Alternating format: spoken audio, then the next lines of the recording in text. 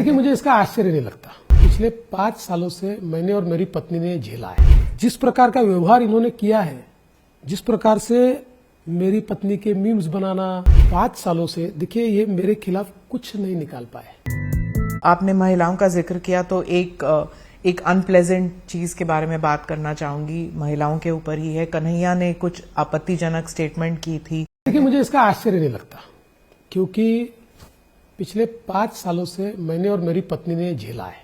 उन्होंने कहा कि जब आप धर्म युद्ध की बात करते हैं तो आपकी धर्म पत्नी रील्स बनाती हैं। जिस प्रकार का व्यवहार इन्होंने किया है, जिस प्रकार से मेरी पत्नी के मीम्स बनाना, उसके बारे में गंदी गंदी बातें लिखना, ये सारी चीजें शर्म आनी चाहिए। चुल्लू भर पानी में डूब मरना चाहिए। अरे लड़ना है तो सामने से लड़ो। इन्होंने मेरी सारी तफ्तीश कर ली, लेकिन मेरे खिलाफ इनको कुछ नहीं मिला। जब कुछ नहीं मिला तो उन्होंने मुझ पर पर्सनल अटैक चालू किए।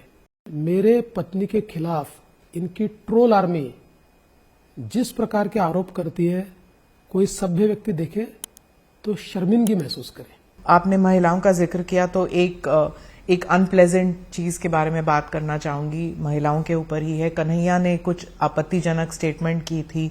उन्होंने कहा कि जब आप धर्म युद्ध की बात करते हैं तो आपकी धर्म पत्नी रील्स बनाती हैं। तो आपको लगता है कि एक पर्सनालिटी पॉलिटिक्स कुछ ज्यादा ही हो गया? देखिए, मुझे इसका आश्चर्य नहीं लगता, क्योंकि पिछले 5 सालों से मैंने और मेरी पत्नी ने झेला है। 5 सालों से देखिए ये मेरे खिलाफ कुछ नहीं निकाल पाए। सारी मेरे खिलाफ एजेंसियां लगा दी। मेरे बाल से लेकर नखून तक इन्होंने मेरी सारी तफ्तीश कर ली, लेकिन मेरे खिलाफ इनको कुछ नहीं मिला। जब कुछ नहीं मिला तो उन्होंने मुझ पर पर्सनल अटैक चालू किए। मेरे पत्नी के खिलाफ इनकी ट्रोल आर्मी जिस प्रकार के आरोप करती है, कोई सभ्य व्यक्ति देखे तो शर्मिंदगी महसूस करे। लेकिन मैंने मेरी पत्नी को भी बोला, हम राजनीति में हैं, हमारे लिए पेशेंस इज अ वर्च्यू, संयम रखना होगा। आप संयम के साथ रहिए। झूठ की उम्र नहीं होती है और सत्य परेशान हो सकता है, पराजित नहीं हो सकता। इसलिए मैं कहता हूं, महिलाओं के बारे में बात करते हैं तो जिस प्रकार का व्यवहार इन्होंने किया है, जिस प्रकार से मेरी पत्नी के मीम्स बनाना, उसके बारे में गंदी गंदी बातें लिखना, ये सारी चीजें शर्म आनी चाहिए। चुल्लू भर पानी में डूब मरना चाहिए। अरे लड़ना है तो सामने से लड़ो। ये कौन सा शिखंडी का युद्ध तुम लड़ते हो?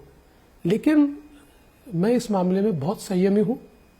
मुझे लड़ाई समझती है, मैं इनको परास्त करता हूं। महाराष्ट्र पॉलिटिक्स की बात हो और मैं परिवारवाद की बात ना करूं तो इट्स रॉन्ग। पिछले 5 साल में 2 बारी पार्टियां टूटी, 2 बारी परिवार टूटे। इसका असर इस इलेक्शन में कैसे पड़ने वाला है? देखिए, मुझे लगता नहीं है कि इस बात का अभी कोई असर रहेगा। पहली बात तो यह है कि महाराष्ट्र में पार्टियां तोड़ने का, जोड़ने का, फिर तोड़ने का, परिवार तोड़ने का, जोड़ने का, फिर तोड़ने का, इसके महारथी अगर कोई है तो शरद पवार जी है।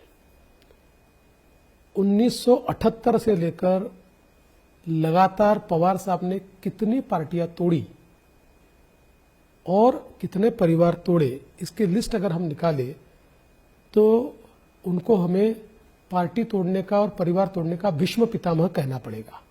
भीष्म पितामह ये एक सेंस, अलग सेंस है। भीष्म पितामह बहुत बड़े व्यक्ति थे, लेकिन ऐसा कहना पड़ेगा।